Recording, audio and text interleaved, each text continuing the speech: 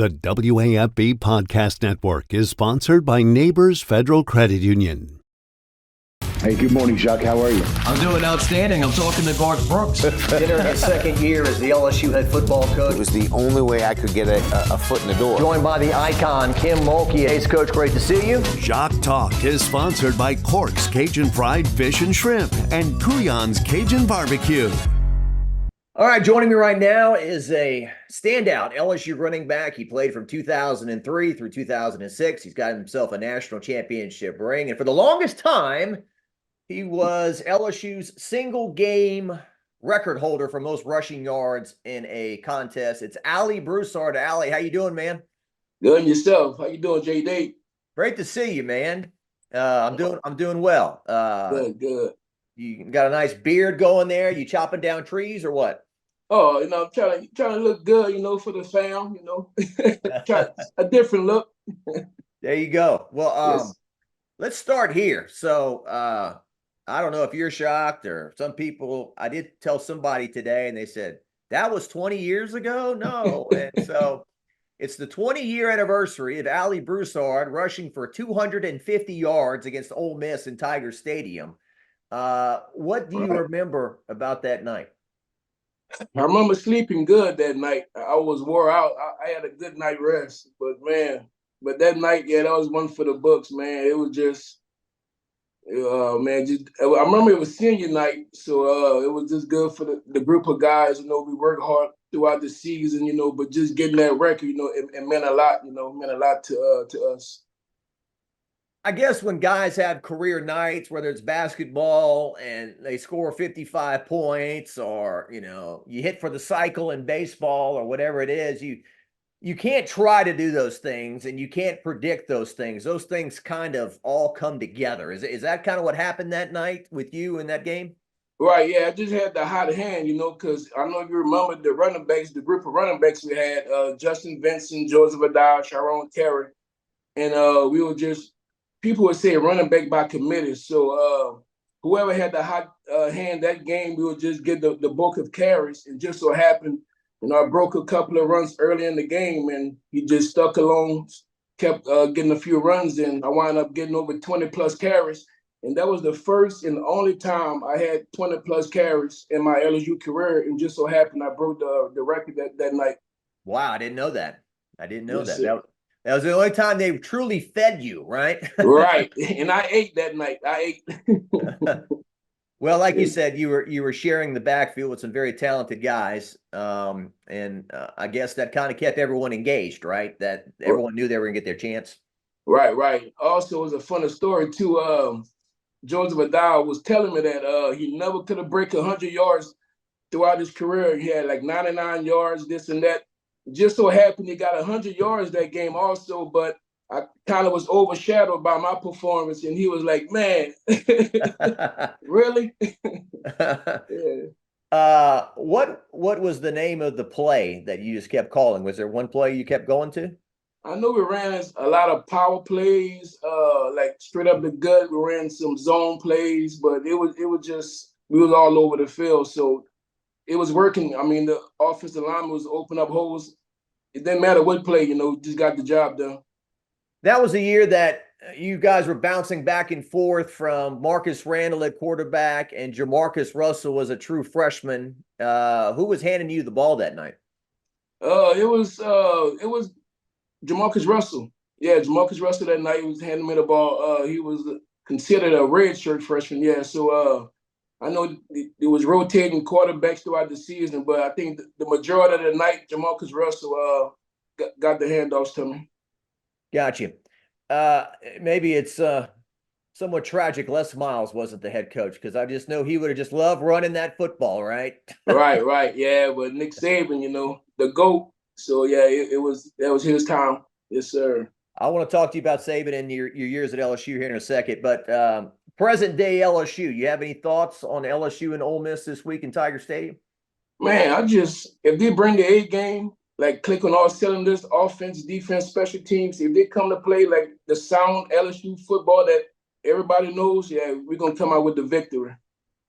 What do you make of LSU's running backs right now? Because Caden Durham, you know, we didn't think he'd be number one before the season started, and he's kind of surged to the front of the line, at least in terms of, you know, who's made the biggest plays. Right, man. That's a heck of a running back. But my favorite is Caleb Jackson. As you know, because he's a powerful running back. But I love Caden as well. You know, catch the ball at the backfield, can run, pass, block. You know, he's the total package. With that, Emory got hurt, so I know kind of slim on running backs. But just from what I've seen against South Alabama, yeah, he know how to tote that rock. And Josh Williams, number 18, he's valuable to the team as well. So Caleb, kind of reminds you of yourself, power, that kind of thing. Yeah, that's the football I love. You know, just smash them out, run over you, run through you, kind of football. You know, he bring that physicality to the game. That's the kind of running that I grew up on. So that's what makes me lean towards him more, being my favorite running back. Yeah. Have you ever met Brian Kelly? Yeah, I met him, man, just recently at the former player practice that they invited us to. Did a nice speech. I never really introduced myself. I just shook his hand, you know, see he's doing a great job, but just few little words. Gotcha. Your feelings about the overall LSU team? Nussmeier doing a great job at quarterback, and Trey Harris from Ole Miss. He's from Lafayette, and I just chatted with him, and I think his parents, his biggest high school moment was beating Acadiana, they told me. Yeah. It was. I remember that night. I wasn't at the game, but I just hearing things about him. But back to the LSU offense with Nussmeier, yeah, he was a heck of a quarterback, and Trey Harris, yeah, just a phenomenal receiver. I mean, LSU was turning into a receiver nation. I mean, just the best receivers in the nation just goes to LSU. Yeah, and I didn't realize that he played quarterback for Como and threw the ball to Malik Neighbors. Excuse me. Right. Man, that's news to me. I didn't know that myself. Wow. I just learned he never played wide receiver until college. He was a quarterback. Really? Yeah. Wow. That's he news went to to me. Louisiana Tech for 3 years, and now he's his second year at Ole Miss. So yes, indeed. So there you go. Indeed. Your record stood for a while, right? And so we had some fun with you because Leonard was kind of knocking on the door, and there'd be like a penalty that called it back, or against Syracuse. I remember that he would have had over 300 yards that game. Yeah, I think he had like illegal formation or something like that. But he had a few times where he could have shattered the record.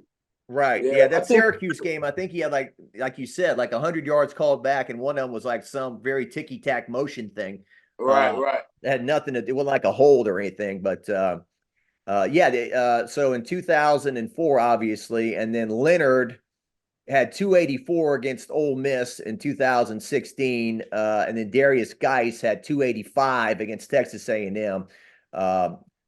Currently, Tyrion Davis-Price is number one. He had 287 against Florida in Tiger Stadium in 2021. So you're number 6 right now, Allie. Records are meant to be broken, but that's where it stands.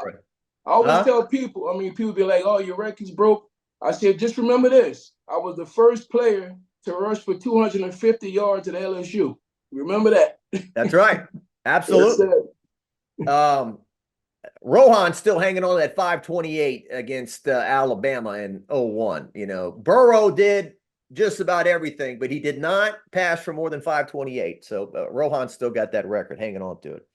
Wow, that's amazing, man. That's a lot of yards too. That's a lot. Tell me about, I know you've posted pictures in the past of like when you were at Nick Saban's football camp and you met him and everything. Tell me about playing for Coach Saban at LSU. Man, where can I start, man? Man, it was just some of the best years of my life, you know, just being coached by the GOAT, you know. So he was just a business-minded guy, just all about football, you know, on and off the field as well. He cared about he cared about education, whatever's going on in your life. But as far as football, the numbers speak for itself. That's why he had multiple national championships. That's why he's going to go down as the greatest college football coach in history. You have a story about, maybe when he got on you or something that really speaks to who he is? Well, I have a couple of stories. They had one, I think someone in his family had passed away, and he never saw his sister in like I don't know how many years. And the first thing she said was to him like, "Why you not playing Ala Broussard more?" That was the first thing he's like, "Are you serious?" Like, how are you doing? Yeah, that story that just stuck to me. But and also another story when my freshman year against Arizona, I had two fumbles. The first game being national televised, two fumbles. And a second fumble, I just looked up. I'm on the ground. I could see like steam coming out his ears. I'm just hoping the ground would have just sucked me in. I didn't want to get up. So I get up, he just chewing me out but then that whole week before the game, walking around campus holding the football. And whoever would take the football out, I would have to probably run laps. So, but I remember that moment. I just had to carry the football in class. So I'm sitting in class trying to do a test, and guys trying to knock the ball out. Oh, wow. So this is Yes. not just walking from class to class. This is in class. You're trying to, and you got to hang on to a ball while you're focusing on what you're doing. Really, I'm trying to do work, and guys come and try to strip the ball from me. Yeah, it got crazy. It got crazy that week.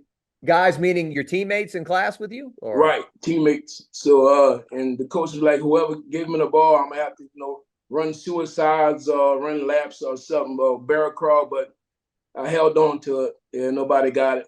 Wow. So that goes back to the movie The Program, right? That was... Yes, indeed, right. And I don't think I fumbled since. Well, that year, I haven't lost a fumble. You were like having nightmares about fumbling at night? Oh, yeah. Yeah. It was scary. I think in his birthday around Halloween too as well, right? Yeah. Oh, yeah. He's in his 70s now. Scary guy.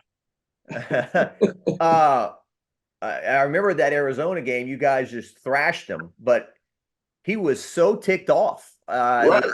59-13, I think. Yeah, it was a blowout. Skyler really got hosed because he ran back a punt and his momentum took in the end zone. And there were some people with their hands over the rail, and he just kind of high-fived him passing, and they flagged him. And and I remember Saban saying something like, well, Skyler's leaping up into the stands like he did the Lambeau leap or something. Like, he didn't do that. He just kind of high-fived, but he got a penalty.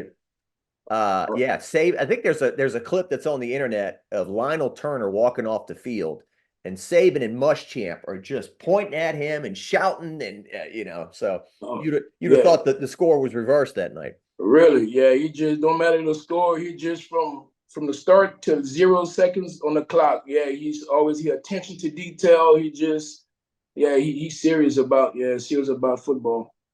The South Carolina game was the game that you guys went to the freshman running backs, right? Went to yourself, Justin Vincent.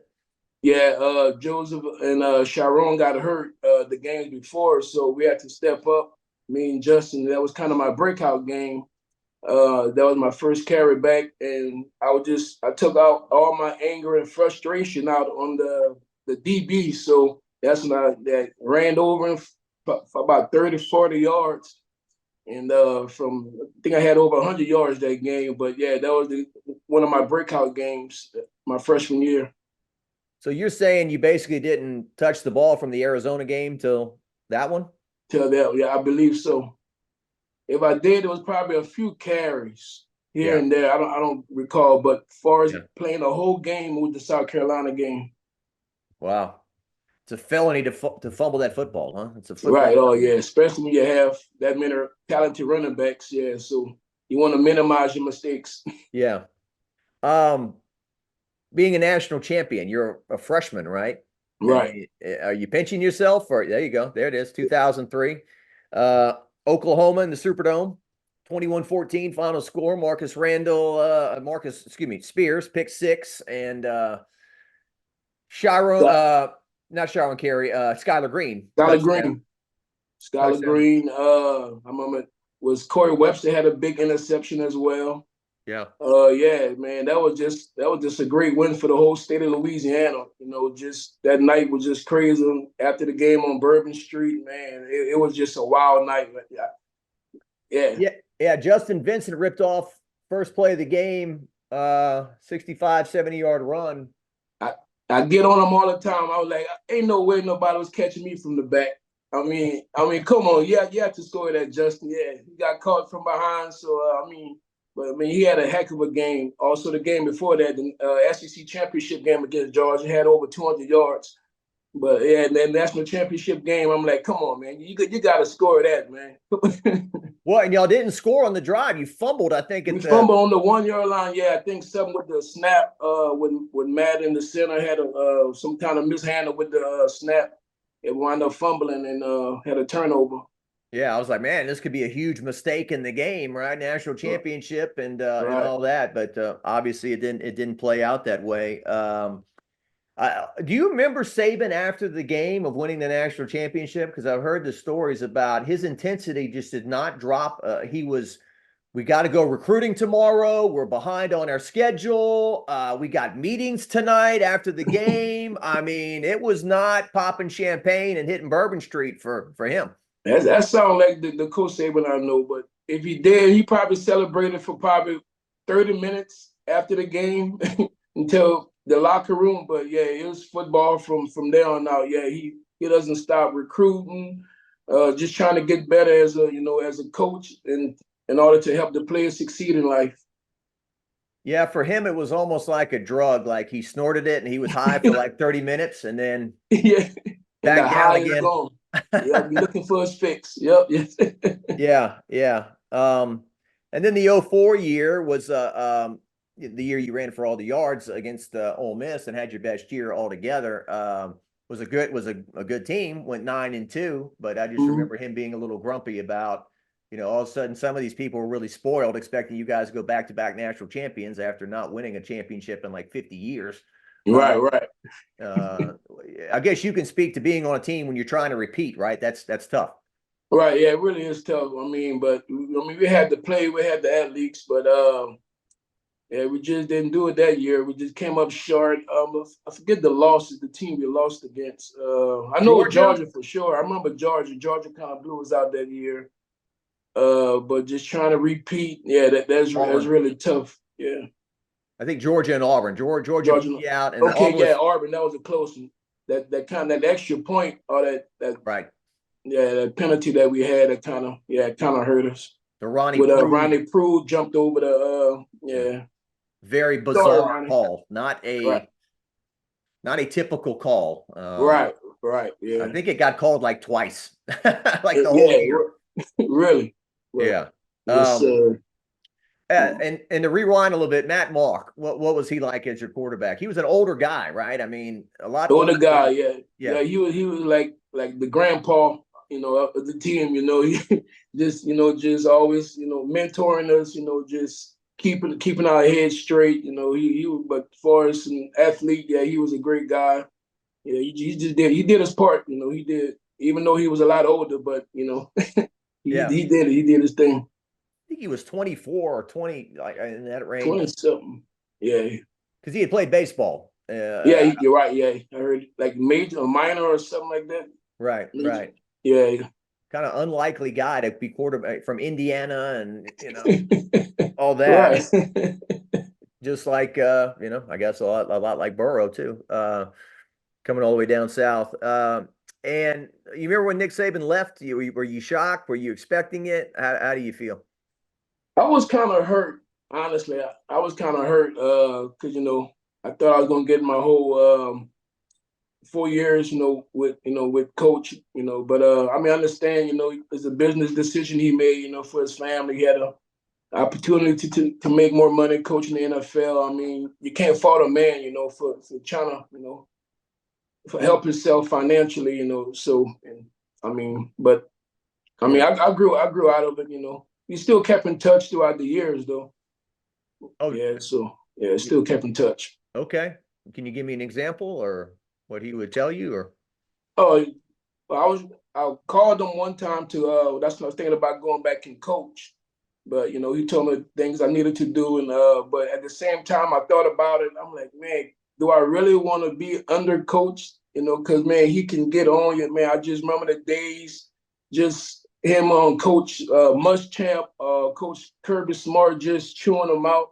and they just got to take it. I can see it in the eyes. You want to say something, but you just got to be mentally tough and just take all that. But I thought about it. I said, nah, I'm gonna stick away from it. I'm gonna stay away from it. Just do my own thing.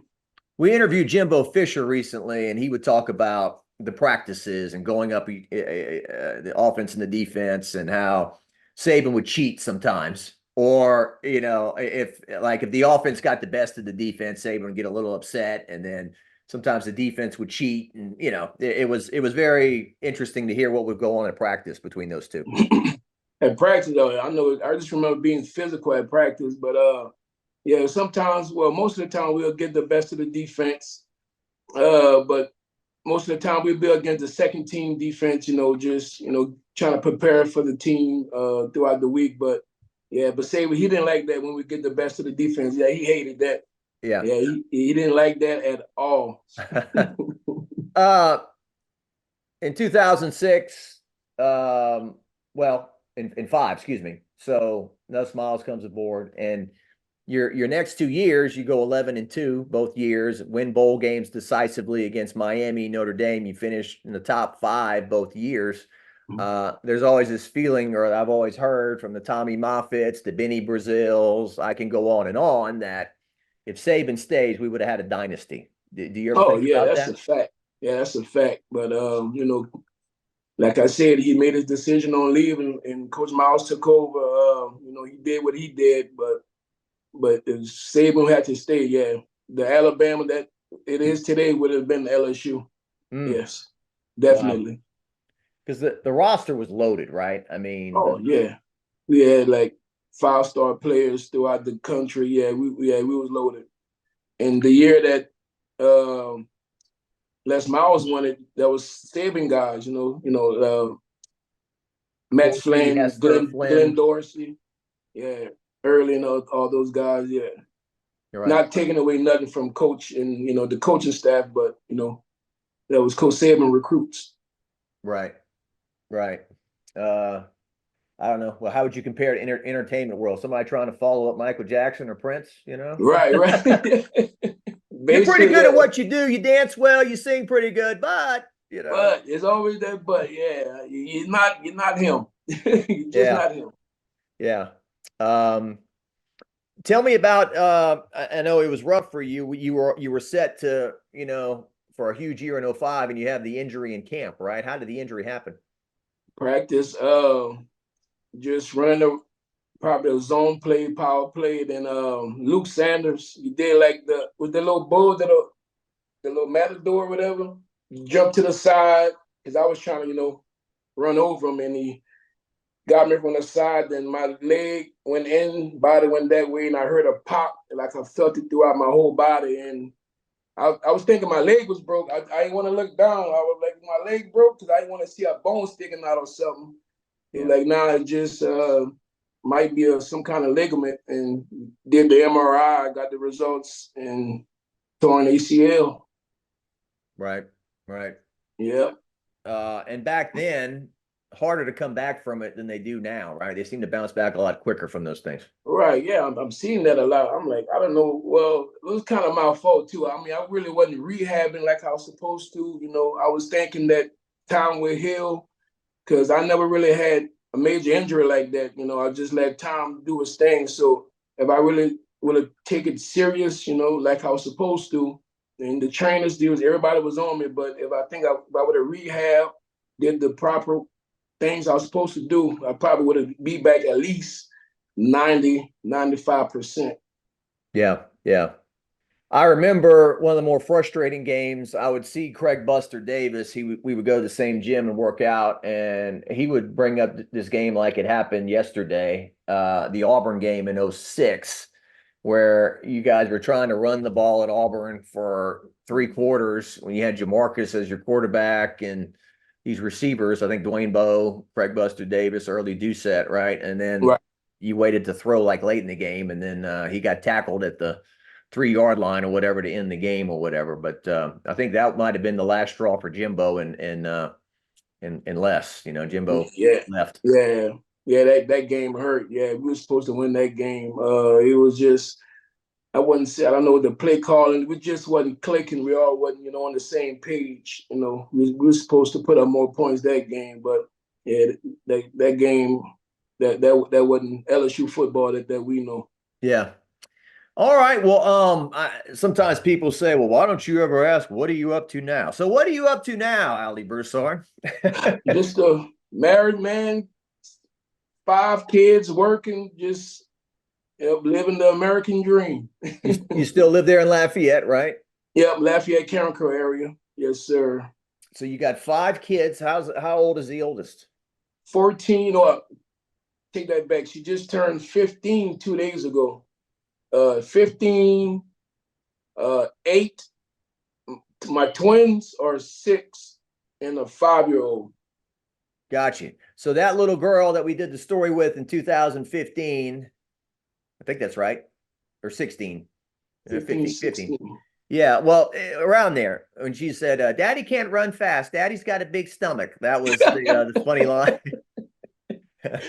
Yeah. So that little girl now is 15 years old, a teenager, and hopefully that beard of yours doesn't turn gray, right? I know, right? Oh, I got some gray hairs, yeah. Oh, I got a few in here. All right. Yes, sir. Well, great catching up with you, and appreciate your time, and we'll alley cat, right? Yes, indeed. All right, now, JD, good talking to you, my man. You too, brother.